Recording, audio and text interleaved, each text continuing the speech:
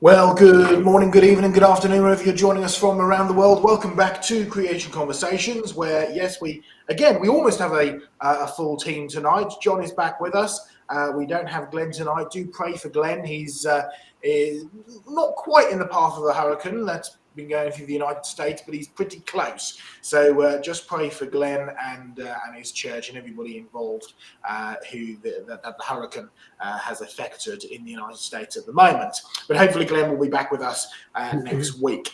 All right, we've got a interesting topic to deal with tonight. We're talking about bats as a sort of an overview, and this has kind of sprung off of the back of the fact that John just a few days ago was on our good friend David Reeves's program over in the USA, of course virtually down the internet, but one of the topics that David requested that John deal with was bats. Well, Creation Research has dealt a lot with bats in the past. If you go to our both website and Ask site, askjohnmackay.com, as well as the fact file, creationfactfile.com, you can find there's a whole load of programs that have been done and articles that have been written and news reports that have been done by Creation Research dealing with bats, everything from their supposed evolution to their design, and even fossil bats make an appearance on there as well, and stalactites and all sorts. So we're going to deal with a lot of that tonight, and I've actually got a couple of nice little props just to kick things off here. And we'll actually come on to this a little bit later. These are examples. I mean, John said to me a couple of days ago, he said, "Do you have a fossil bat in your museum?" And I said, "I don't." And I thought, I wonder how much a fossil bat would actually cost us to get. So I went online, right, had a bit of a Google, and the cheapest one that I could find was about £38,000. So if anybody wishes to donate, we could get our own fossil bat, or there's probably a lot better things that we could spend £38,000 on. But anyway, we do have a couple of dead modern examples. We've got this bat, which is looking a little bit worse for wear now, but he's hanging upside down, and you can just about spot he's got some pretty sharp teeth. It is actually a fruit bat with his big sharp teeth, and inside this box we've got it's a partially articulated skeleton. It needs more articulation to come, but we do actually have a skeleton of a flying fox. And yes, if we hold it up to the camera there, you can see he's got some pretty serious gnashes on him as well. And it's well known in the creation community. You use the example of fruit bats and flying foxes. They've got great big sharp teeth, but they only eat plants, particularly even things like soft fruit. So the great examples, and we'll talk a bit more about these bats in a little bit, but we've got one more little report just to tell you about, and I'm actually going to bring Craig in just a moment. But if I just pull up the slides on my screen now, this was my view last night.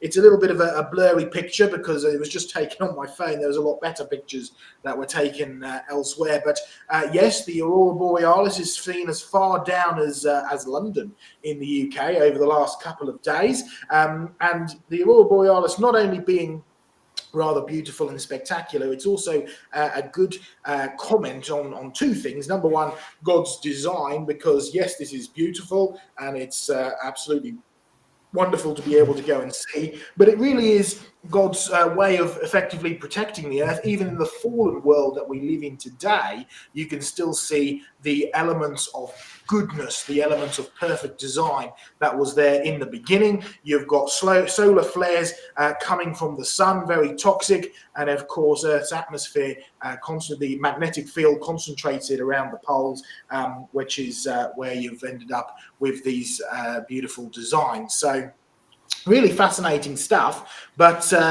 Craig, you've actually seen some of these recently as well, and you've also been on a little trip as well.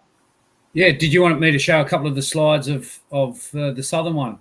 Yeah, go for it. Yeah, if you've got them. Yeah, okay, I'll just quickly get that up there now. So ours is, I think, called the Southern Lights, or Aurora Australis. Yes. Aurora Australis. So that's looking down my street last night. Wow. So similar colours to yours, and there it is in the air there. So yeah, beautiful colours. I'll just get out of that. Yeah, so we've got very similar lights to you. And I'll get on to the trip to the beach. Why? Yep. Go for it. Yeah. Okay. So there's been some news reports. I think it's gone internationally, actually, online of a petrified forest. It's been called. It's not actually petrified, but it's been uncovered on a beach just near me. So I went up and had a look at it the other day, and it's not extensive. It's probably 100 meters by about 20, 30 meters wide.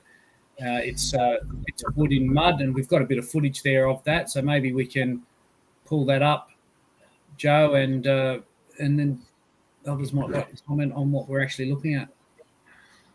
Sure. Have you got that there, Sam?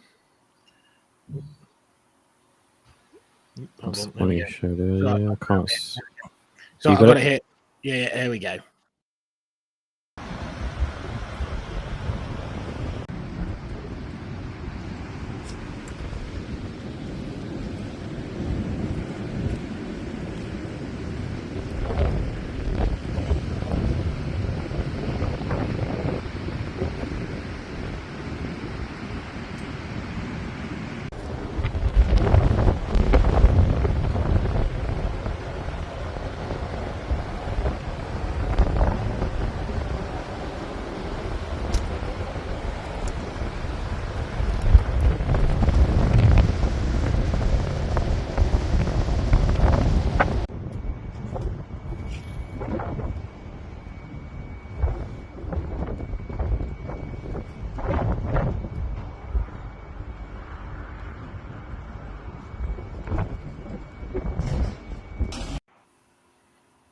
Yeah, so these are paper barks. They're Melaleuca trees, and they're quite well preserved, I suppose you'd say. They're believed to be, by the secularists, anywhere between 8,000 years to tens of thousands of years old.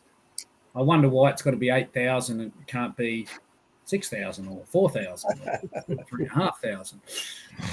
But that's the story that's out there at the moment. You might have some comments on that, John? Yeah, I do. For those who have not been to Tasmania or the southern part of Australia, one of the evidence the sea levels have changed radically in the past is a lot of fossil trees, not necessarily petrified, along the Victorian coast, South Australian coast, Tasmanian coast.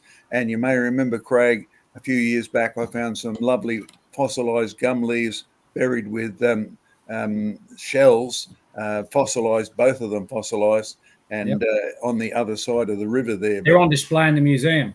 Yeah, thank you, Craig. Did you put my name beside them? Maybe no, I put mine next to it. That's all right. But see, you've got abundant evidence that the water level has changed in the past, and most probably sometime after Noah's flood. These are not flood deposits. Some of them, you saw Craig press them in. So they're more like spongy wood that's soaked in water for ages. And it's certainly carbonized for sure, but very rarely petrified. And the same is true on the other side of Bass Strait. So Bass Strait has essentially sunk. What the water levels did as it was sinking, it probably shot up quite high, I'd guess. But in reality, you see this even where I live up in Brisbane if you go fishing. These days it's much easier than just casting your line over and hoping a fish will come. You have these fancy fish finders, but if you put your fish finder on, you can actually plot the trees that are on the bottom of Moreton Bay.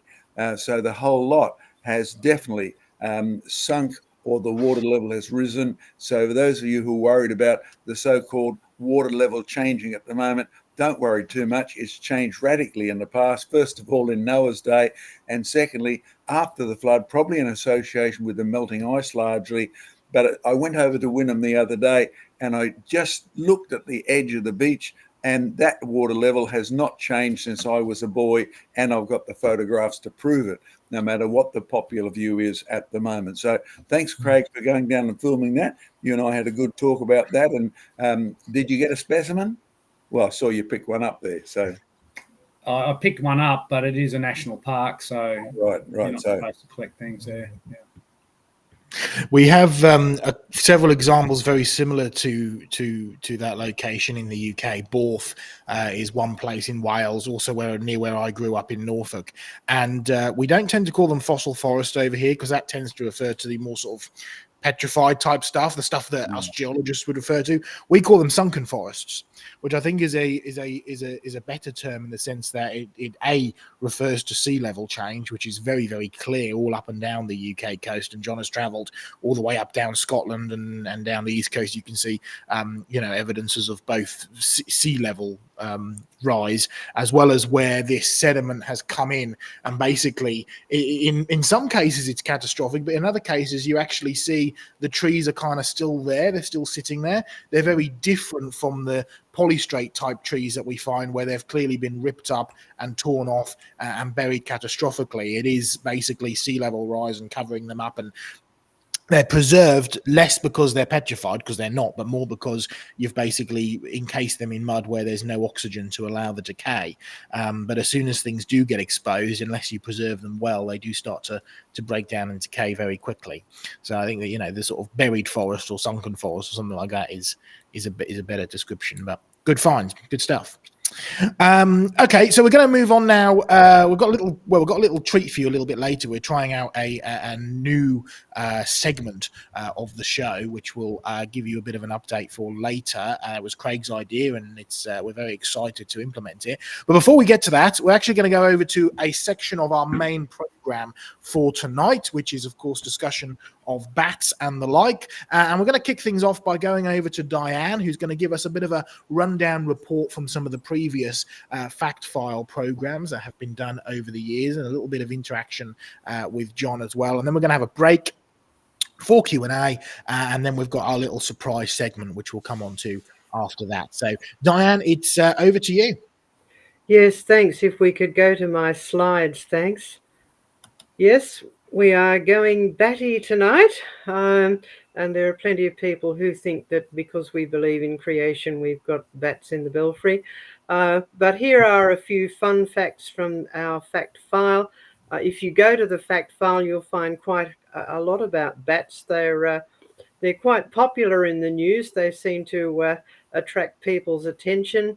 But here are just a few of the stories we've covered over the past couple of decades. Right, quite a big archive there. And so here are a couple of questions you might like to think about. How about this one? If we can get the slides to move on, let me see. There we go. Here's something you probably haven't thought about. What do you get if you Botox a bat? Now, for those of you who probably don't read the news about Hollywood stars and various other people, Botox is short for Clostridium botulinum toxin, and it is a deadly poison, and I mean seriously deadly poison.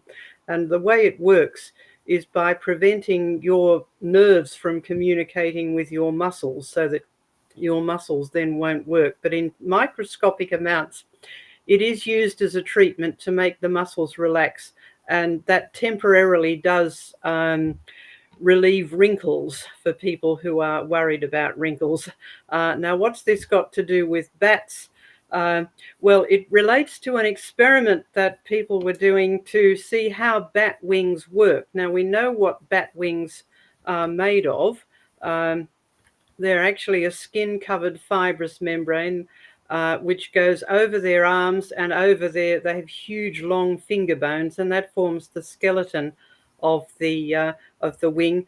But embedded in that fibrous membrane, there are a whole lot of really tiny, thin muscles that are embedded in the wing membrane, and some scientists thought that they might see whether these actually have any use in helping the bat to fly, because they are so tiny and so thin and don't seem to be sort of strong enough to do anything. So one way of finding out what something does is to disable it or turn it off and see what effect it has on the rest of the system. So that's what they did with the bats. Now, they didn't permanently harm the bats by doing this, because the effect of the Botox is only temporary. The nerves actually will revive. So that's why the Hollywood stars have to keep on going back to get more Botox treatments if they don't want to be seen to be aging. But anyway, this was the results of the experiment, and the answer to our question is that Botox bats actually billow in the wind. The bats with the paralyzed muscles, their wings just billowed like an old sheet in the wind. And more importantly, in terms of the function, the bats struggled to fly in calm air. They tested the bats in a wind tunnel. So they had them fly in calm air and then in what was effectively a headwind. And they found that they flew slower in a headwind. So they were still able to fly, but it really was a struggle for them. And this was the conclusion they came up with, that the wing membrane is actively controlled to modulate the shape and aerodynamic performance. So even though these muscles are really, really tiny and thread-like, they are enough to actually subtly change the shape of the bat's wings, and they were able to change the dynamics, enabling the bat to control the camber, that's the shape of the wing, and various other traits. Well, that just shows how brilliant the design of bats' wings is, because people think that bat wings just evolved from a mouse-like creature suddenly growing long, thin fingers, and so the skin just followed that and filled in the gaps, as it were. But this experiment shows how brilliantly designed they are. But instead, the scientists came up with this conclusion and said that active control of the wing membrane is therefore a key component of the evolution of mammalian flight. Now, I've called this speculation because there is absolutely no evidence that bats evolved from a creature that had a mouse-like forearm and fingers into something that is as complex as a bat wing. And this experiment showed us that bat wings are actually far more complex than we've even thought. This is pure wishful thinking. No one has ever observed a non-flying mammal turn into a flying mammal, and we'll look at a bit more evidence about that later on with some of the things that John has to show us. But all the evidence is that really shows us is that bats have always been able to fly. They've always been bats, and so bats are flight ready, as it were, as long as they have been on this earth.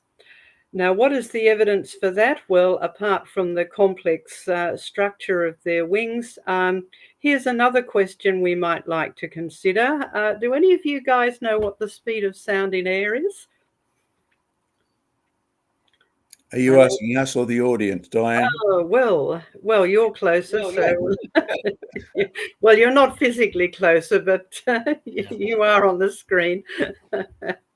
300 and something miles an hour. I can't remember it's 300 and something, isn't it, miles an hour? A bit more than that. More now.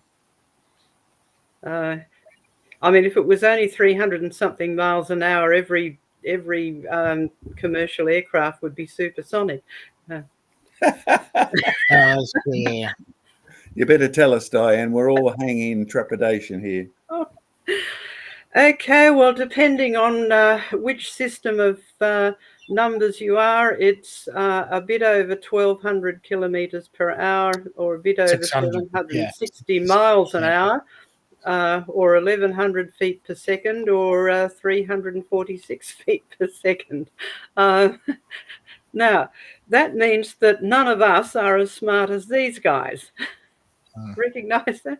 Right, these are some baby bats. They're in a wildlife rescue sanctuary. That's why they're all rather cute and wrapped up in this lovely warm, fluffy blanket. But baby bats are actually born already equipped to fly. And in fact, these ones were able to fly, even though there were no adult bats to teach them how to fly. Now, they can't fly when they're born. They do need to grow, and their wings need to develop in strength as well as in overall size. But they also have another feature that everyone knows about bats, as well as being the only mammal that can fly. Of course, bats are famous for using echolocation. Now, not every bat uses these, but a lot of them do.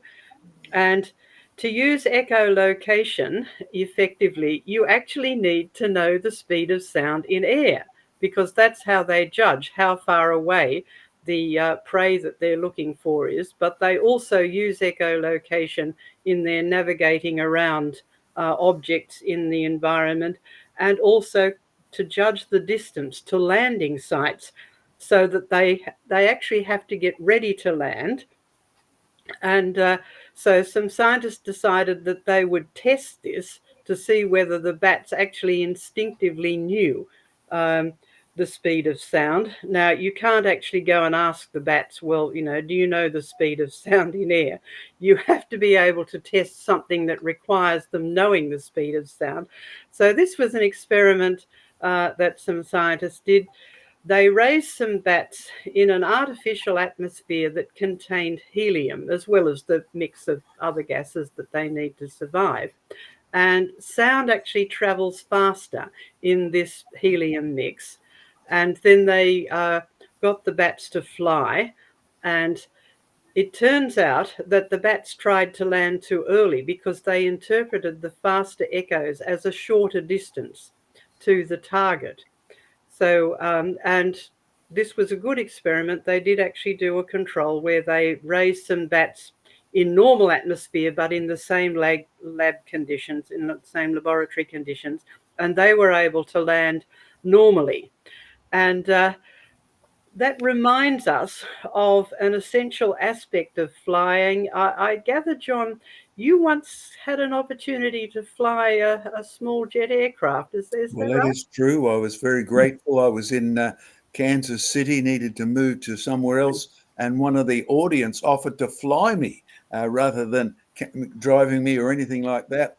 I went to the airport expecting a Cessna, something like that, but he had his own private jet. And I thought, Wow. wow. So we both hop on board this jet and we get up to about 20,000 feet or so. And he says, would you like to drive?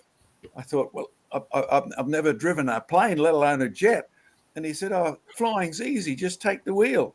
And then he pointed out two things to me. He said, see this red line and this green line? He said, don't go below that or above that, because we're in a military area now. And if you move outside of this zone, a missile will come and shoot you down. I thought, well, I'll try and remember that. So as we're flying along, Good motivation.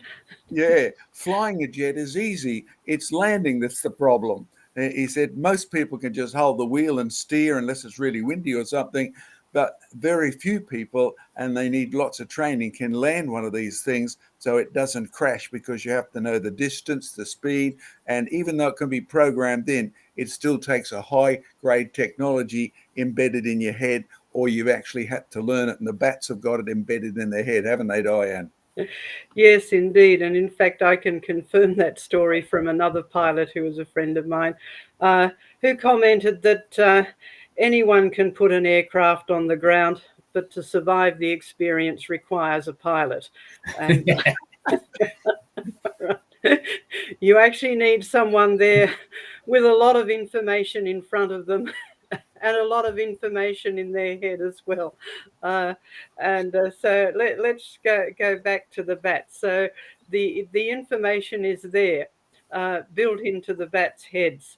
And that reminds us that information is not something you get from molecules just randomly banging into one another. Information has to come from a mind, a creative mind. So let's go back to the bats, because on the topic of landing, they have a particularly interesting challenge for landing, because bats are friendly creatures. They like to hang out with their friends. And in the case of bats, that means literally hanging. Uh, that means that when they come into land, they have to land upside down, right? Not feet down or wheels down like if you're flying a plane. So how do they do that? Well, they do that by doing bat flips. Uh, And some scientists decided that they would study how bats come into land. Now, when they are coming into land, they are actually flying too slowly to use aerodynamic forces to invert their whole body. In other words, to turn right upside down. You can turn an aeroplane upside down just using the aerodynamic forces, but it doesn't work if you're going slowly. But it turns out that bats have unusually heavy wings for a flying creature. And over the years, scientists have wondered about that and thought, well, it's not particularly good design. But it does turn out that because they have their sort of weighty wings, as it were, they can move their center of gravity very efficiently, like a human diver. Did you ever watch any of the diving in the recent Olympics? People jump off 10 meters above the swimming pool. I think they're mad. But between the time they jump off and the time they hit the water, they can do all sorts of clever aerodynamics. And that's by shifting their center of gravity using their body mass. And it turns out that bats can do that. And an engineer who looked at the results of this experiment, or who was part of it, actually made this comment. What this tells us is that bats with their heavy wings, it's the inertial forces, in other words, using the resistance of body mass to respond to forces. Okay, inertial forces that's more important than relative aerodynamics. That's a bit counterintuitive conclusion. Normally you would think that an animal would not want to have such massive wings, but here it turns out that mass can be used for some benefit. It's just as well that human engineers weren't designing bats. Right? The real creator did a better job with them and left them with their massive wings. And but finally, let's move on to something that's lesser known about bats. They can fly, they can echolocate, but bats are also useful as pollinators. So it's not all dark and spooky when you're talking about bats. Bats like to feed from nectar in flowers. It's very nice and sweet, and that means they can be pollinators. And like any other animals, they can smell the flowers and find them. But bats are most active at night. So, how do they find flowers in the dark?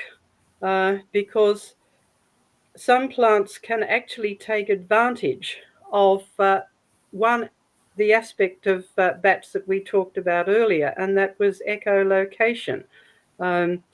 That's how bats find their way in the dark around other objects in the environment. So some flowers can actually be found in the dark, and this is a particular cactus that can reflect the bat's ultrasound signals. Now, notice that the flowers have a sort of fluffier surround. The most of the stem in the cactus has just the usual sort of needles that cacti have, but in each of these flowers, there's this sort of fluffy bit around them. Now, that's not just there to make the flowers look pretty or give it some extra intriguing features. It actually is there for the sake of the bats, and it produces an effect that it's a bit hard to explain visually, or because we don't have extra sound on this program, but it uses the fluffiness actually makes use of a contrast enhancement. So we can show this visually. Now, can any of you see a white flower in this on this screen? Not Obviously really. Not. No. Right. Bit of an outline. Yeah, there's a sort of an outline there, but if you were asked to sort of say, well, what is this a photo of? It's a bit hard to tell. However, if we surround the flower with something that's very contrast to the whiteness, you can see it. All right. So this plant actually uses that, but in a sound sense. And this sort of hairy cactus, the hairy area around the flower actually absorbs the sound at the same frequency as the bat's echolocation. So the whole plant will reflect the echolocation so the bat can find the whole plant, but then it can zero in on the flower because that hairy area around the flower absorbs the sound. So you've got an area, a blank area around it, and the flower does reflect the sound. So it's easier to see it or hear it in the case of the bat. And here is another comment from the group of scientists who did this experiment. Our results indicate that instead of making flowers more reflective, because the flowers reflect the sound about as much as the stems do, so they don't really stand out. Okay, the plants can evolve structures to attenuate the background echo, therefore enhancing the acoustic contrast with the target. Now, notice the sense of purpose that is usually ascribed to evolution. We find this all the time in the science reports that we read to report to you, this whole concept that somehow inanimate inanimate objects can be purposeful and evolution can be purposeful, and plants which don't have a brain which can be purposeful. Now, if someone actually comes up with a statement like this, we need to challenge them politely, but we can challenge them with a simple one-word response. How? After all, if you think about it, how could a plant know what frequency the bat's sonar signals operate? How do they know what structures would absorb that particular sound? How can they change their growth control genes? Because in order to make new structures and functions, you have got to be able to change the genes. All right, how can they change the growth control genes to make a hairy surface? And how can they get this all right in one generation? Because otherwise the plant would die out from lack of pollinators.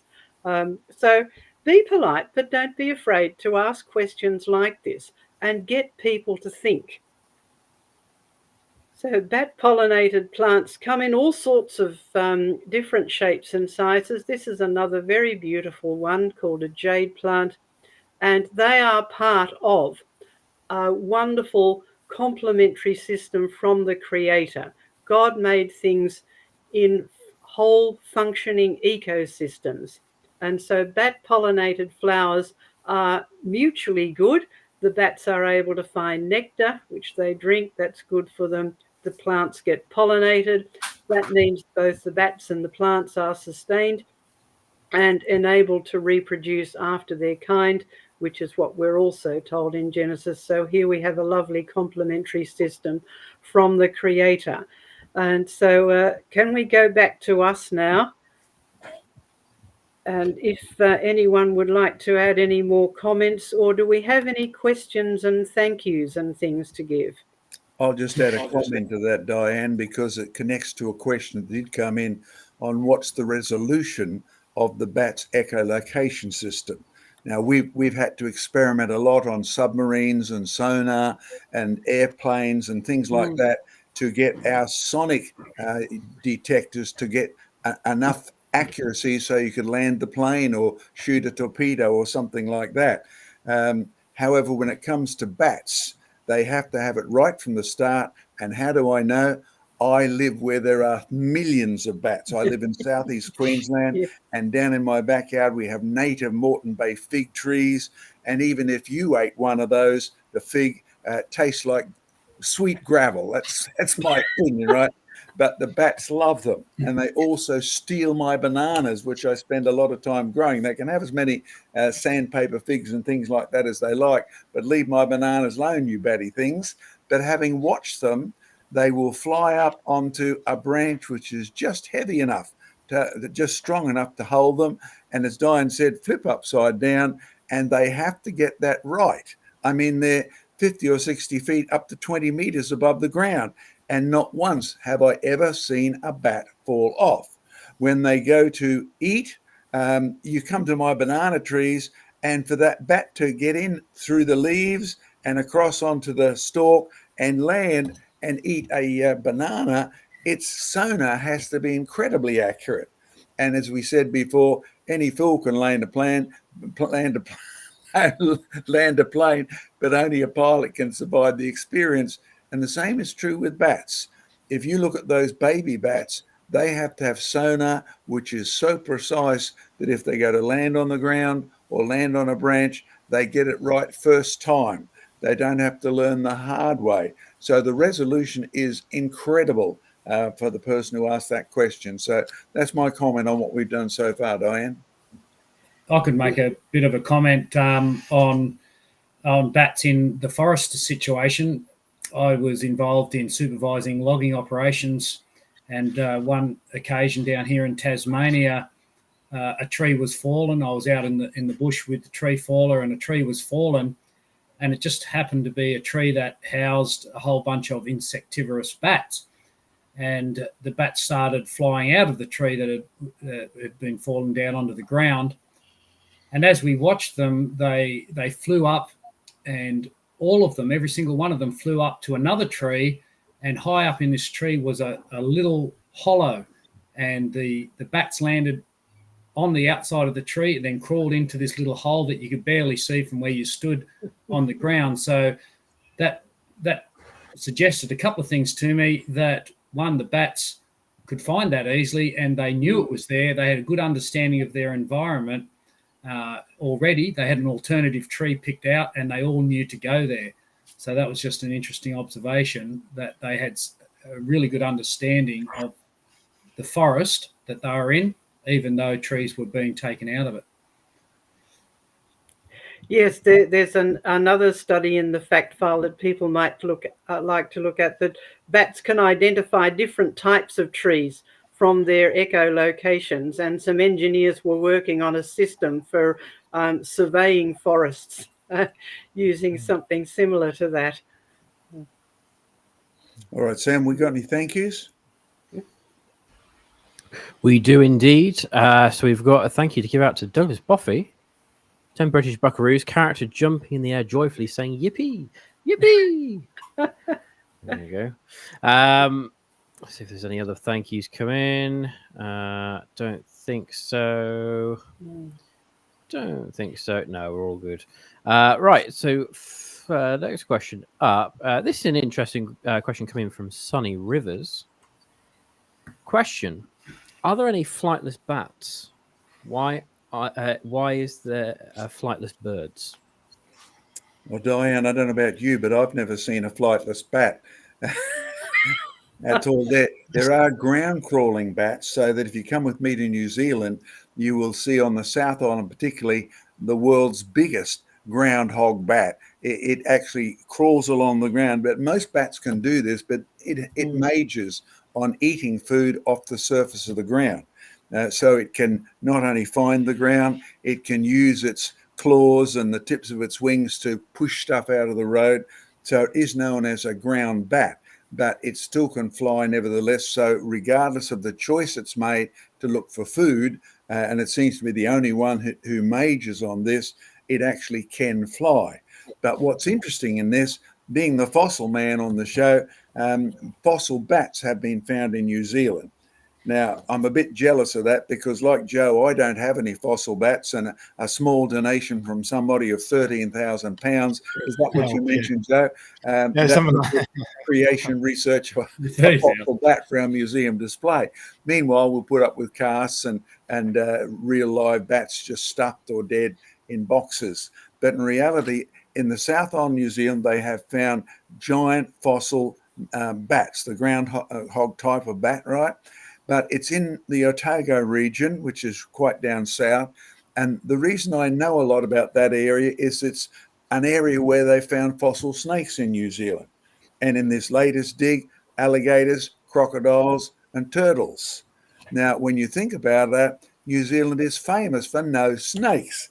The Kiwis, as we call them, are petrified that some of our snakes are going to get to New Zealand. And it's a reasonable fear, because when we have big cyclones, over here, we do get snakes washed out to sea, some of them on vegetation, but by the time they get to New Zealand, they are deady bones, not fossil, but they're dead on the west coast of New Zealand or on the way stuck on a tree or whatever. So it's a real fear.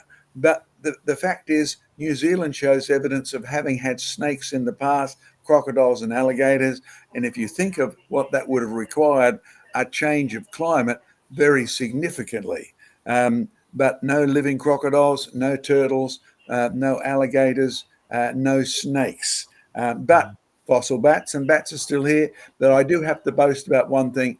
Us Aussies have the last say, because New Zealand's national bird is that funny little, the one that can't fly, the kiwi, long beak and skinny, furry, fat body. And the reality is we have the world's only fossil kiwi here in Australia. So take that, you Kiwis.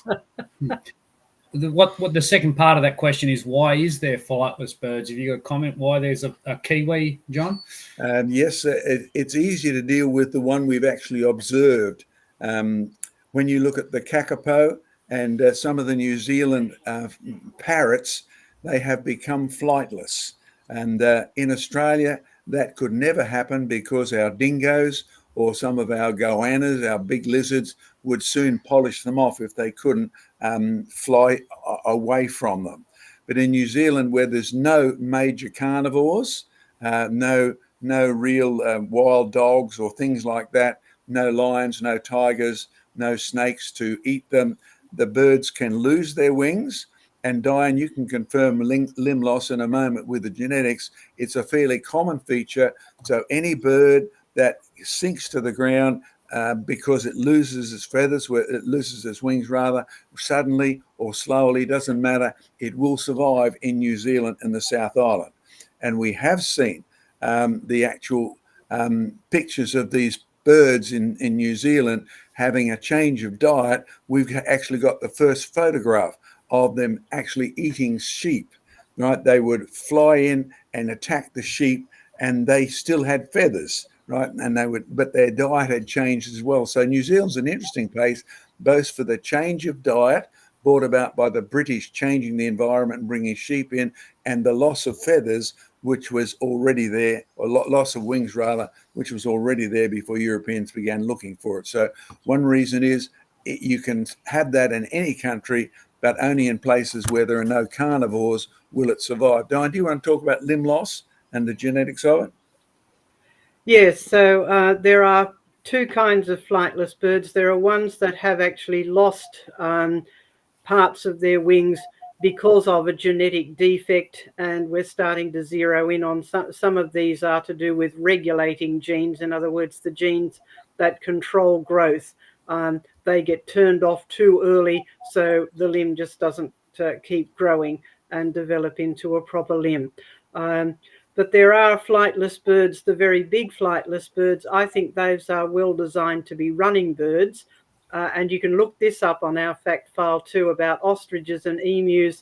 They are well designed to run, but they still actually use their wings for other functions. So they might not be able to fly, but they can use their wings for other things. So there are two kinds of flightless birds, some by degeneration, and they survive, as John said, in places where there aren't any natural enemies, so they can find a niche, as it were, in the environment and survive, and they can breed with each other. And because it's a genetic defect, that will be passed on to the next generation. So you have a subpopulation of flightless birds.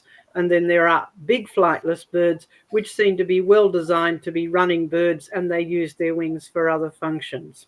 Thanks, Diane. I notice there's a related question there about watching a bird that fell out of the sky in front of him and didn't take off and fly away for a few hours. This is a phenomenon we have right in my backyard here, because I grow one tree which has beautiful berries, but they ferment. And when they ferment, the birds love it, particularly the parakeets. They will come, and you know when they're eating because they'll start off cheerily, and then they'll get drunk. And their voices are just like human drunk voices. They go everywhere. And then finally, if they take off, they'll fly a little way and then they'll fall on the ground in front of you. The first time I thought about this, I thought, is this a sick bird? Right? So we carefully got our gloves on, picked it up, took it, put it in our greenhouse, and waited for it to die or revive. But like our friend said, he waited a few hours, it woke up and flew away. Now, if you're wondering why drunk birds can survive that, think about the police statistics on drunk drivers and accidents. Drunk drivers usually don't get hurt much because they flop around and their body doesn't absorb the shock. It just folds with it. And I suspect that drunk birds are very, very similar, particularly with their feathers probably fluffed out because they're so drunk they don't know if it's hot or cold. Any other questions, Sam? Oh, it helps if I unmuted my microphone. Yeah. There's one here. Go on. No, I was just to say, we'll do one more question now. I'm just want to make sure we've got enough time for everything else. But yes, let's do one more question now, and then we'll move on to our special announcement. Cool. So, question: could it be possible that some birds have sonar? I'm thinking of sulfur-crested cockatoos. If you've seen a flock of them flying, you'll understand my question. It's never been detected in them. No, as far as I know, they make an awful lot of noise. I live in a place where there are flocks of sulfur-crested cockatoos, and the dawn chorus from them can be quite ear-splitting when you have them en masse. But I don't think they use that noise as sonar. I agree with that, Diane. The mystery thing that's going on here, and I've observed it with many huge flocks of birds. If you watch them, they will fly along, then all in one go, they would seem to turn as if they're electronically connected. So the whole flock will swoop around insects or something, but it seems to be an incredibly coordinated, as if they're all talking to one another or mentally communicating. As far as I know, we don't have an explanation of that. I certainly don't, but I find it a magnificent observation to see thousands, if not millions, of birds turning in one fell swoop. You see fishes doing the same thing. And I don't know how they communicate, even though we can usually tell what's going to happen because there's a big shark following up. So they will all tend to react in the same way. Joe, do you have any comments on that sort of observation? Have you seen it in England? I've seen it in England. Yeah, we have it with starlings over here. It's the same thing. So it would appear that we know that at least two. Well, I say from my knowledge, there may be more, but I know certainly from my knowledge there are at least two birds or bird types that do use true echolocation. So there's the cave swiftlets and there's also the oil birds. Both of them are in sort of cave inhabitants, right? Now the cave swiftlets don't look any different to your ordinary sort of swifts and swallows and kind of thing. So it would appear that certainly some birds, if not a lot of birds, particularly flock birds that usually travel together, would have some form of communication process that they're able to not only communicate to each other, but also translate that into some kind of an echolocation. Now, there's going to have been an element of adaptation to these swiftlets and the oil birds that are able to use it effectively in a cave, which perhaps other types of birds similar to them wouldn't have. But the ability, the hard wiring, if you like, had to have been there in the beginning. That's not something that you can just evolve, right? The ability to actually locate in that way. You can do it sort of in the sense that you can, shout in a cave and you can hear the echoes coming back. It's a very crude form of echolocation. You probably wouldn't get very far. But the fact that we have at least two birds that I know of anyway that use true echolocation would suggest that some birds at least have the ability, or their ancestors had the ability to adapt, or the pre-existing information to be able to adapt to use that. But yeah, I mean, you see some of the flocks of starlings, especially late summer months, huge waves of them. It's phenomenal. In fact, actually, John, I think it was a few years back, first time that you took me to the USA. Didn't we have like a load of starlings outside in Tennessee? Yeah, horrible sounding things, but there was huge amounts of them. But yeah. Yes, there's a name for that phenomenon. It's called a murmuration. Murmuration, that's right. Yeah. Yes. There are some mathematical studies that have tried to simulate that, and you can get the same effect if each bird can just literally keep an eye on or keep aware of the ones that are in its immediate vicinity. So just the 3 or 4 or 5 around it. But in a big flock, that means if every bird is watching the ones around it, you will get a coordinated flow of movement. All right. I think we should move on now, Craig. Yeah. I think we should move on indeed. And in fact, it's time to move on to our next little surprise. This is a feature which we want to do regularly, basically every week. It's Craig's idea, and we're going to try and sort of build up on it so we can all get involved in it as we go forward. But I think it would actually make a really nice little feature that we do every week. So Craig, perhaps if you'd like to just give us an introduction as to what we're going to be doing. Well, the idea is just to bring some creation snippets, some creation headlines from the last little while, perhaps the last week, the last couple of weeks, stuff that's out there in the scientific literature, and bring a very brief comment, bring it to people's attention, and people can go and maybe look up more about it if they're interested. And this is one of the things that first of all ever drew me to creation research, because I remember the first ever time that I saw John live in person, so to speak. I'd been following the ministry for a long while, but I remember John stood up. He was at a big conference. He stood up and he gave a presentation, and part of the presentation included reference to a paper that had been published in Nature, the journal Nature, that morning. Now I'm involved in creation research. I know that the credit didn't fully go to John. It was Diane who found the paper and sent it through. But I think that it really just goes to show how important it is to be so up to date with the evidence, as well as comments on news articles and stuff. So we're all going to be working together, and Steve is also going to be involved as well in getting content together, so that every week we can bring you a nice little snippet that really runs down through the evidence and gives it nice and short and sweet and nice and punchy. So Sam, you've been working on something to do with that, so why don't we kick off this creation news segment? Craig, it is over to you once Sam has kicked everything off.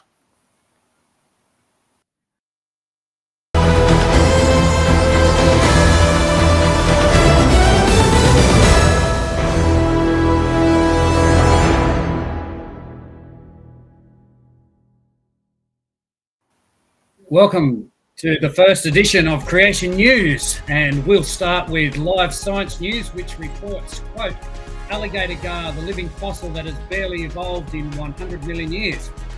The report says that these huge fish from southern USA and Mexico, which grow up to about 2.5 meters or 11 feet, have survived 100 million years of changing climate, dinosaurs, and other predators, largely due to their incredible armor. The report says in that same time period, mammals evolved into both wombats and humans. The garfish are so slow, in fact, in evolving, that two species of garfish separated by 100 million years of evolution can still reproduce together and produce fertile offspring. Sounds to me like great evidence for creation. And we look forward to the next report that tells us how wombats evolved, because that will surely reveal to us how crazy the idea of mammal evolution really is. Meanwhile, scientists at Riverslea in Queensland, Australia, have unearthed fossils of 3 different species of thylacines from what they claim is 25 million years ago. Thylacines, of course, are the famous Tasmanian tiger, which became extinct about 1937. Evidence of them is found across Australia and Papua New Guinea. While Charles Darwin noted that extinction is an essential component of evolution, we note that extinction simply means things are all dead, and it certainly didn't help the evolution of the thylacine. Thylacines of this and that variety were always of the thylacine kind, and there is no evidence that they evolved from simpler creatures. In other news, scientists say that recent observations by the James Webb Telescope of supernovas confirms that, quote, something is seriously wrong in our understanding of the universe. The problem is even being referred to as a crisis in cosmology that isn't going anywhere soon. It centers around a phenomena called the Hubble tension, where the calculated rate of expansion in the universe is different depending on where you look. The latest measurements are discussed in the Astrophysical Journal. While there are many brilliant minds looking at the problem, our humble suggestion is that something is seriously wrong in their understanding of the universe because they have neglected an essential element in their models called the God factor. God, who was there in the beginning, told us aspects of what he did, and that would be your best starting point for any models. To creepy crawlies now, and scientists have analysed the first heads of the giant extinct arthropod called Arthropleura, which grew to over 2 meters long. Unfortunately, or fortunately, I suppose, if you're a creationist, it hasn't really helped them determine what centipedes and millipedes evolved from, like hoped. Under evolutionary understanding, centipedes and millipedes diverged from each other over 400 million years ago. What it really tells us is that creepy crawlies were once even creepier than they are now, and being over 2 meters long show that the world was once much better than it is now to sustain creatures of this size. And that is Creation Headlines for this week. Let us know if this is something you would like to see more of. Back to you, Joseph.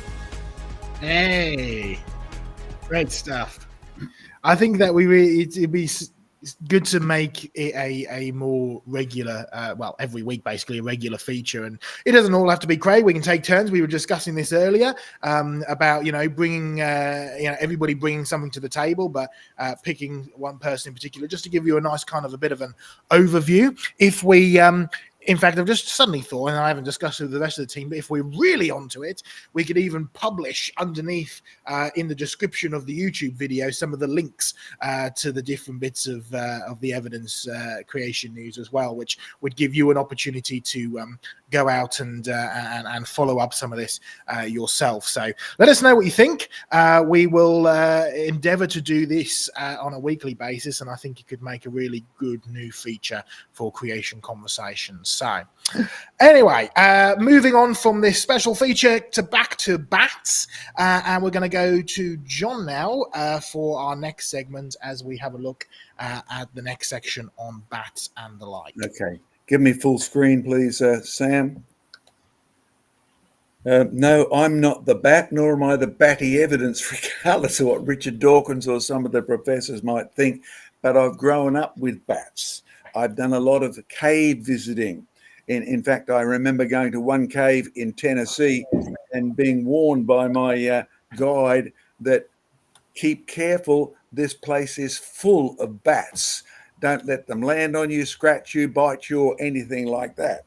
And as we walked deeper and deeper into this cave, he then said, turn your flashlight off. So I did.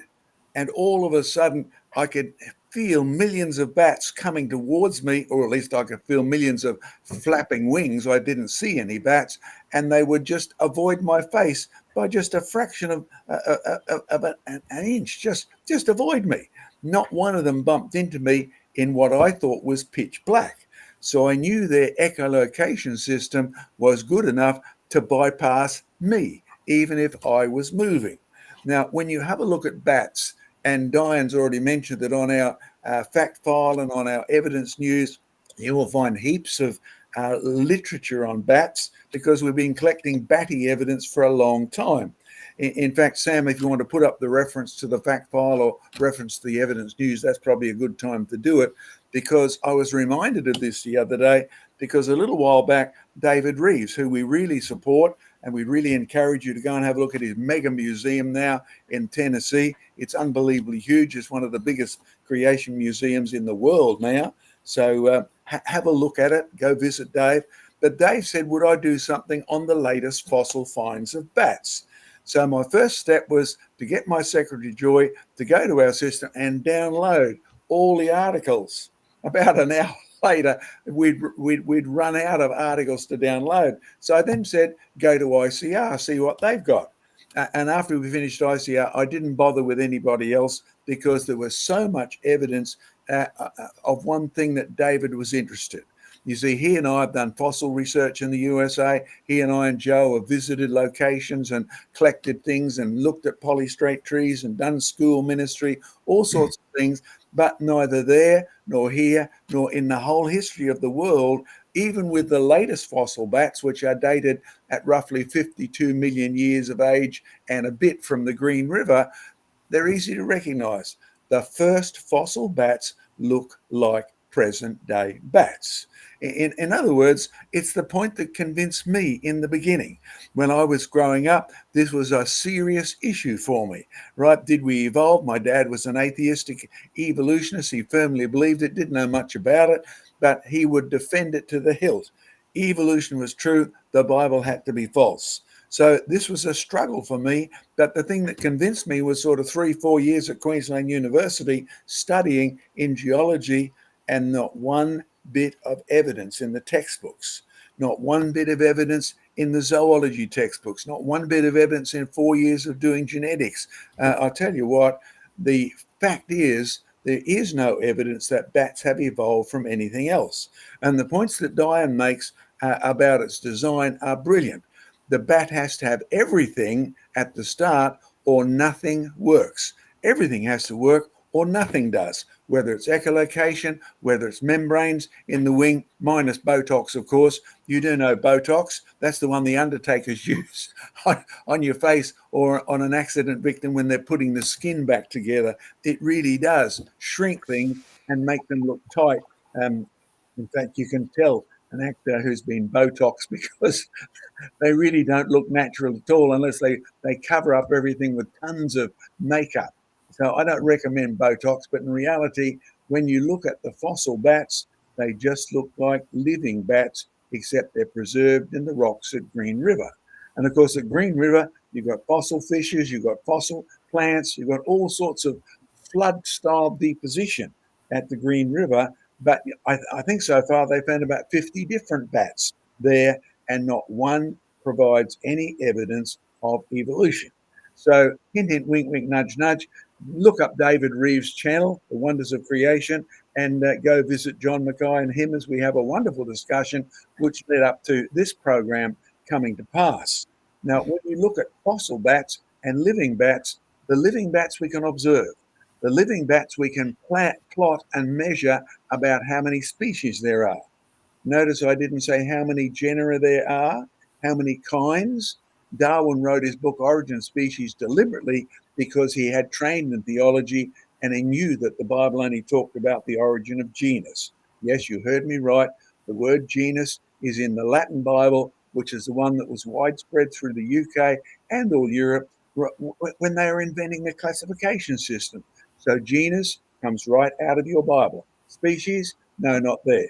Black cows turn into white cows, skinny bats turn into fat bats, etc. When you have a look, Darwin played a dirty trick on all of us who refuse to think. That's why the Bible says, study to show yourself approved and see what the Bible says about creation. And again, to repeat what Joe and I have said for years, and Craig and Diane and Sam stand for, God made things to produce their own kind, and the theological reason is simple. The book of Romans says he has stamped his nature on creation so that we can see what he's like. The bats don't change because God, through Jesus Christ, the Creator, is the same yesterday, today, and forever. Now, going from there, when you look at the bats, I was reminded as I was preparing this program because I visited a medical friend on the north side of town. I'd been there. He's been treating my wife with dementia for years, and I needed to have a consultation with him about why my wife's legs will have stopped working after an attack of COVID. Very interesting situation, not for discussion here. But in reality, I came home to visit a relative of mine, and I passed a place called Hendra. And I thought, aha, this is useful for our bat program, because Hendra is full of race horses, stables. And a few years ago, it became very famous because some of the workers with the horses got quite ill, and 50% of them, more than 50% of them, actually dropped dead in the end. Now, why? Well, it was mysterious to start with, but it turned out to be a bat-carried virus. The bats would fly along, and if they landed, ate any horse food or whatever, or it didn't even land, their poop would get into the stalls, and the workers would actually touch this if it was moist, or if they touched a horse that was already infected. So bat is your first vector, horse is the second vector, urine or feces or anything from the horse will transfer this to the human body. Now, pretty serious, of course, a greater than 50% death rate. Fortunately, only 7 people ever caught it. It's not a human, not a natural human disease. Bats don't poop on people. At least I hope they don't. They never did on me in any cave I've been into. But in reality, Hendra virus, serious. Make sure you don't play with the wet intestines of horses near the Ascot racecourses or Hendra, an eagle farm here in Queensland. I don't think it's known anywhere else around the world at the moment. But you see, it brings to light another interesting feature about bats, because Leviticus chapter 11 says you are not allowed to eat any of the following flying creatures. And it names some, and then it mentions bats. And you think, but bats eat fruit. How could they possibly? We have fruit bats. Joseph held one up. I've seen fruit bats all my life, and they have razor sharp teeth, and they eat figs, and they eat bananas. In fact, the rotten things go tasting every night, and they only eat them when the banana is just a day or two from being human ripe. What do I mean? I mean, in 2 days, you'd pick it and eat it because it looks so golden yellow. And when you do pick them and keep them from the bats, you'll find bat teeth marks probing into the bananas. Now, the commercial fruit growers make sure that you can't eat fruit that's been bitten by a bat. It's possibly going to be carrying disease. Now, perhaps that's why God told the Israelites back in Leviticus chapter 11, as he is setting up the nation of Israel, that they were to stay away from bats. Of course, when you have a look at some of the other bat diseases, they can be pretty serious as well. And Diane might want to comment on that in a moment. So bats have a known disease vector which can get into humans and cause serious issues. Ebola is another one. I don't know if you remember our program on diseases, but we did a video called Why Did God Make Illness and all of this sort of thing. We did especially for David Attenborough, who said God had to be cruel, God had to be nasty, God had to be vicious because this little boy in Africa had a worm in his eye which caused him to go blind. Now, that's not our subject today, but if you look up our video list, and they're all streamed now, you can look up the one specifically we did for David Attenborough on disease and what we call bad things. Now, in every case, I'm pretty sure that God never invented the bat to cause sickness. By the time of Noah, where God tells Noah from now on he's free to eat anything, he did not make any restrictions on eating bats. So Noah could have had bat pie, bat pie with peas and potato. He could have had anything. Apparently, according to those who've eaten them, you wouldn't do it. In fact, we know that they were a cause of health problems by the time we get to Leviticus. So we're about the time of Moses, we're after Pharaoh, we're before the founding of Israel, we're way after Abraham, we're way after Noah. So you can plot the coming of health issues even through many of the practical rules that God gave to the people of Israel.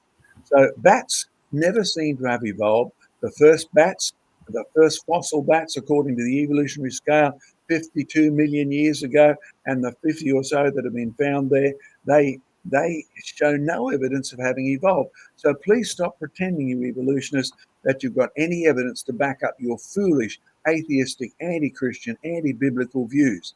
The Bible stands any test you want to put on it, whether it be a scientific or a theological test or whatever. So when you have a look at food and the laws in Leviticus, think through what the Bible is telling you about the history of the world. Good to bad to worse. Don't stop there. It goes on to the return of the Lord and a new heavens and a new earth. So as we have one favorite lecture, good to bad to worse to glory. That's what you need to get in on here, because it's a fabulous history. Sad, it's not evolution, it's degeneration. But the end story, if you know Christ, is actually fabulous. Diane, do you want to comment on that video for David Attenborough at the moment that we did a few years back? Because it's an important point when it comes to even bats and diseases. Yes, well, the video is called "Did a Good God Make Bad Bugs?" and it was inspired by David Attenborough when he came to Australia to promote his autobiography. And he is often asked, what do you say to people who believe that God created rather than believing in evolution? And he came out with this story about how, oh, well, I can't believe a God who would create a worm that can only live in an innocent child's eyeball. Well, we did some research on that, and he's not even right about the science. There are little worms that do live in people's eyes, but they don't live there for very long. This is a disease called river blindness. It's an absolute scourge in some African communities. And what happens is that worms, they're microscopic worms, they get into people's blood because they are transported by little bitey flies. They do travel around the body through the body fluids and get stuck in the eyes because of the way that the circulation in the eye works, and they die. So they don't live in the eye for very long, they die, and the dead worms actually set up an inflammatory process that's the body's reaction to a foreign body being stuck in the eye, and that's what makes them go blind. So David Attenborough wasn't even right about the science, and he certainly wasn't right about the real history of creation, because in the beginning, all animals, including flies, were vegetarian. So they didn't bite people, but in the fallen world, they do. And that's what set off this terrible downward spiral in that the flies became infected with these worms. And when they bit people, the people got infected with these worms, and they eventually went blind. So that is a terrible downhill spiral with what God created in the beginning. So David Attenborough was wrong biologically and medically, and he was wrong theologically as well. And that inspired us to look at the whole issue of disease and disease-causing organisms and their interaction with people. And so we made the video, Did a Good God Make Bad Bugs? We've since made a follow-up one called Worms and Germs, which takes up that theme and goes into some other areas. So those, I think, are still available. Those were some of our original ones that were made on VHS tapes. So they've been through a few iterations of technology, but I think they're available now for streaming or for downloading, if we can come back to us as well. Yeah. Thank you, Diane. There is one other thing that I'd like to mention here. You see, we run Jurassic Ark. And I was really grateful that just the other day, some American visitors got in touch and said, we've stumbled across Jurassic Ark. How do we get there? Well, go to our Creation Research website, search Jurassic Ark, search museums, go and visit Craig's Museum, visit Martin's Museum in Canada, and visit Joe's Museum, where he has at least a fruit bat and a almost reconstructed bone set, and is waiting for that £13,500 now, price just went up, for a fossil bat for the great museum there in England. But you see, at Jurassic Ark, we are in southeast Queensland. There are big fruit orchards to the west of it. There are bats. There are gum trees at Jurassic Ark, so we don't see many bats there, but we must have had a lost one. Because one day we had one of our worker friends, Gary, who's a sort of an all-rounder sort of helper, carries stuff, is fairly big and strong and very knowledgeable of survival in the wild. And anyway, some kids found a bat clinging to some bark on the ground and went to pick it up. And Gary said, don't. Fruit bats, by the way, have really sharp teeth. So there are remarkable evidence that sharp teeth are not for killing things. Fruit bats, to my knowledge, don't go around killing things. Fruit bats eat fruit. So they've got figs, they've got apples, they've got all sorts of juicy, sweet things, and they love it. But Gary went over and he put his big, strong work gloves on and he picked it up. And then he explained, you don't want to touch these things alive or dead, because it's their fur and their droppings and their scratchings which can make you very sick. And he was referring, because it wasn't all that long before we'd had the Hendra virus, and you never know where these bats are going to show up with virus. So he picked it up and disposed of it But he said it's the fur. So you don't touch the fur. You don't get scratched by them. And his big, thick, heavy work gloves that went up to there would have protected him totally. But Diana, as I was preparing this program, I asked Joy in our office to do some research on the diseases, the Ebola and that we've talked about, Hendra virus. And she came out to me and said, "Oh, that Ebola sounds terrible. Is that the one where your guts get eaten out?" Now, you're our medical biologist, so it'll probably be you rather than me. Tell us, there was that little boy in Africa with that very strong start of an Ebola plague there. Can you tell us what Ebola does and how would bats end up having this, or doesn't it hurt them and it just hurts us? No, it is interesting that bats and other creatures can act as a reservoir for microorganisms of various kinds, including viruses, and they don't get sick. But if the microbe gets passed on to another type of creature, including human beings, they then get sick. It seems to be some sort of difference in our immune systems, how they react to particular bugs. And the Ebola virus is a particularly destructive virus. It sort of damages just about all of your body tissues. So it really is lethal. And so that's why it was such a terrible thing in Africa. Fortunately, it's not terribly infectious in terms of passing it on. So it is possible for the medical workers to protect themselves. But what happened in Africa was the children used to go and hunt bats, they're little bats, and they used to stick them on the ends of sticks and literally barbecue them and eat them as snacks. And so that's how it got into the community.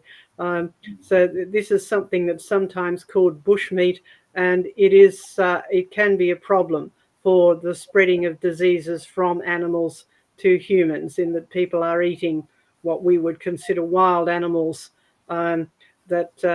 where you have no control of how they were brought up, and you don't know what microbes they might be carrying that aren't going to harm them but will harm us, and we find out the hard way.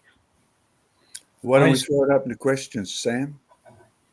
I was just going to say, I used to trap bats and survey bats when I worked in New South Wales, and I can tell you that they are not clean animals. They have all sorts of mites crawling over them. They seem to have ticks in them. And in fact, on one occasion, when I was handling a bat inside an old abandoned mine, I was bitten by a horseshoe bat, an insectivorous bat. This was a few years ahead of Hendra virus being found in Australia, so perhaps a little bit careless, but they certainly had sharp teeth. They don't really do a lot of damage, the small bats, to you, but I was very lucky perhaps not to get some sort of illness out of it. Introduce a new strain of virus to the whole of Australia. Yeah, it hadn't affected me. Yeah. Okay. Right. Yeah, let's go to some questions now. We've got about 10 minutes or so left before we need to round things up and close things down. So we've got enough time for a few more minutes of questions. So, Sam, over to you. And, of course, any thank yous that have come through. There we go. We've got a question here. Are kiwis on the menu in New Zealand? Seeing as kiwis are a name for the people that live there as well. Population.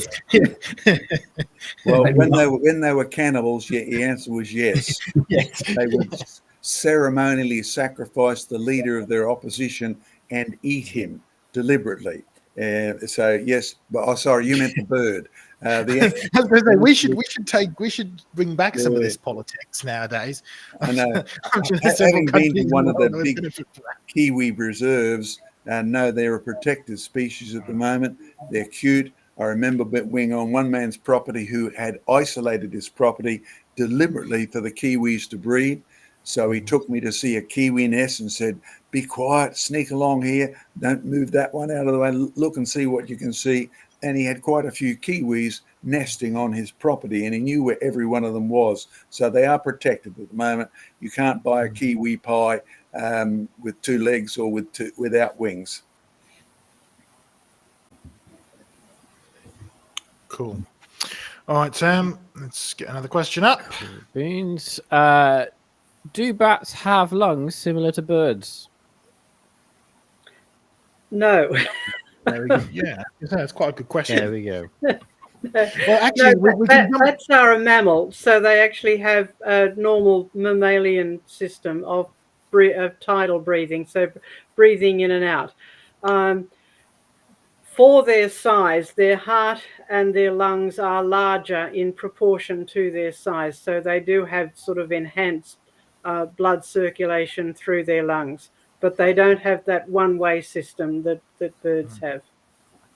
It's just quickly off the back of this, Diane, just quickly jump into something that we haven't mentioned tonight up to now, but we actually did a whole program on this last time or the time before that you were in the UK when we did our Around the Museum with Joe and Diane. We talked about this concept of convergent evolution, this concept of similar things evolving or the same thing evolving in many different ways, and some of the problems that has to the sort of the conventional idea of evolution. So flight was the classic example, and we did a program on that. So you've got flight in birds, flight in mammals, bats, flight in insects, and flight in reptiles with the flying dinosaur type creatures. Right? Just run down this point, if you would, of convergent evolution and some of the problems that it presents. Well, convergent evolution is a term that the secular scientists have come up to try and explain why things which have similar functions have similar structures. Now, you might think, well, that's fairly obvious. If you're going to design something to do the same work or the same function, it's going to have similar structures. But of course, the evolutionists have a problem in that they have to have everything starting from something that couldn't fly into various things that can fly. And so they have to talk about convergent evolution. In other words, things that are separated from one another on the evolutionary tree end up looking the same. And so they came up with this term meaning side-by-side evolution. So things on different branches somehow evolved the ability to fly. Now, as it turns out, bats and birds' wings are quite different, even though they do ultimately have the same function. But the overall shape of the wings is similar, and it's one of those sort of terms that sounds like it's technically clever, but when you drill down into what it actually means, how it could actually happen, there's no explanation. There are various other examples of convergent evolution, how the sort of streamlined shape of fish and aquatic mammals would be one of them, dolphins and whales. Other people can probably chip in with a few others. But it's one of those evolutionary non-explanations. And it's another one where we can politely just ask people, well, how does it happen? And it's not a problem for creationists. If you want to design things that do similar functions, you will give them similar features. You don't have to try and connect them up down to the base of an evolutionary tree. So it's basically it's an impossibility or an absurdity to try and argue that flight evolved even once, but to claim that it evolved on 4 separate occasions in 4 different ways with creatures unrelated to each other is just ludicrous beyond belief, really. Yes. So that's well, as we were talking about with landing planes or bats, you only get one chance at being able to fly. If you fail, you have lost out in the struggle for life, and you have been naturally selected out.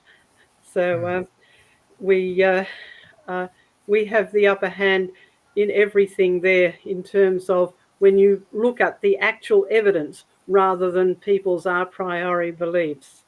We need to see a clip of the first feathered dinosaur jumping off a cliff. Yes. All right. We've probably got about enough time for 1 or 2 more quick questions. So, Sam, let's crack on and we'll begin to round things up.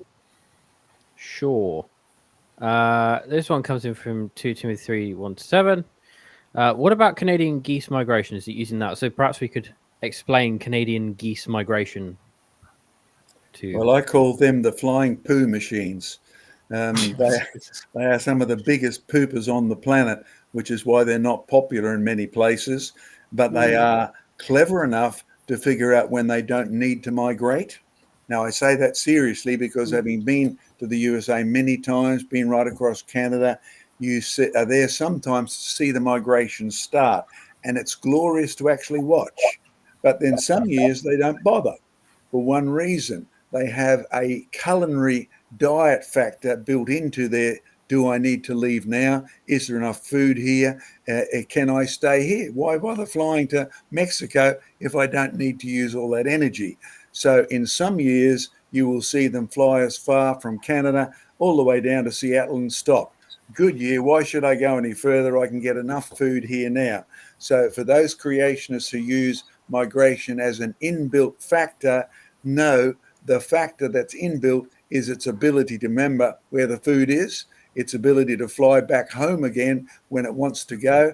It's got a GPS system, all those sort of things you'd have to have right from the start.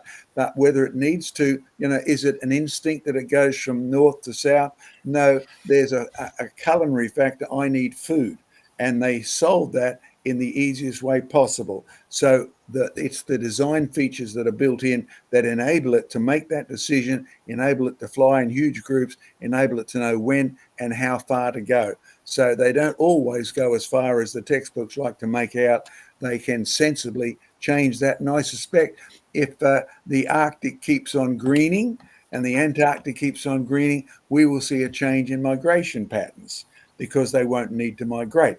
Take that as a prediction from a creation basis, because in the beginning, they didn't need to migrate.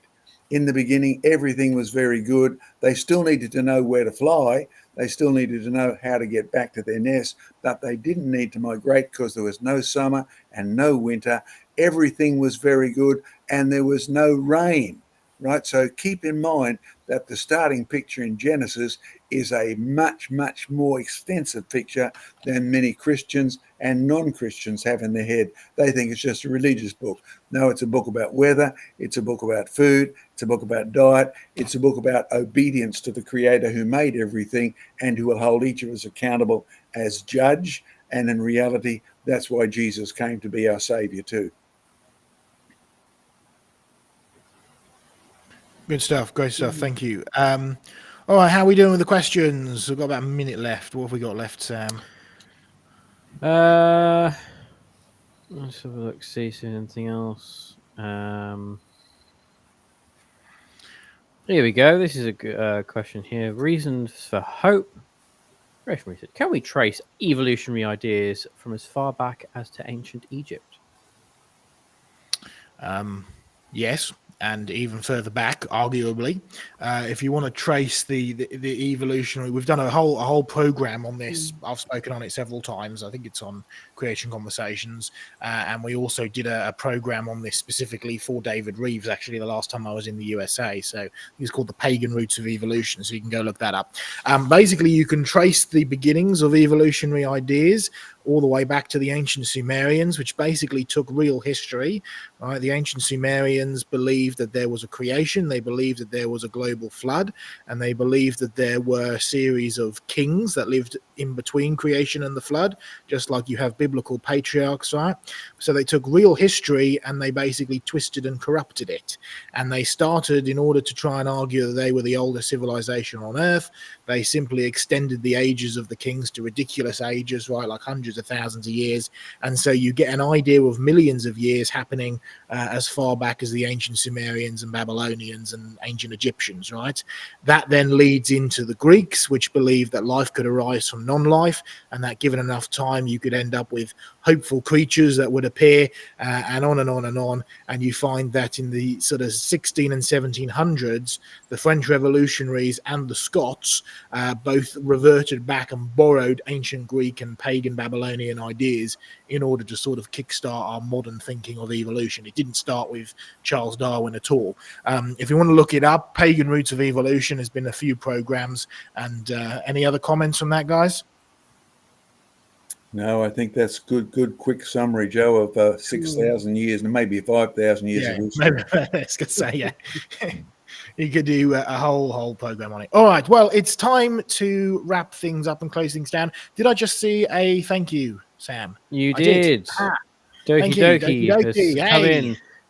You've There's come gotta in with be questions as well. Far too late, so I'm sorry. We'll have to deal with that next time. But we'll, 5 US Buckaroos. A Sheba dog saying, "Good job," while raising his thumb up. Good job. thank you. All right, folks. We will see you next week, where we will be back with another program and with a creation news snippet. And who knows what will be in that? It all depends on what happens this week. But anyway, we will see you folks later. Goodbye and God bless.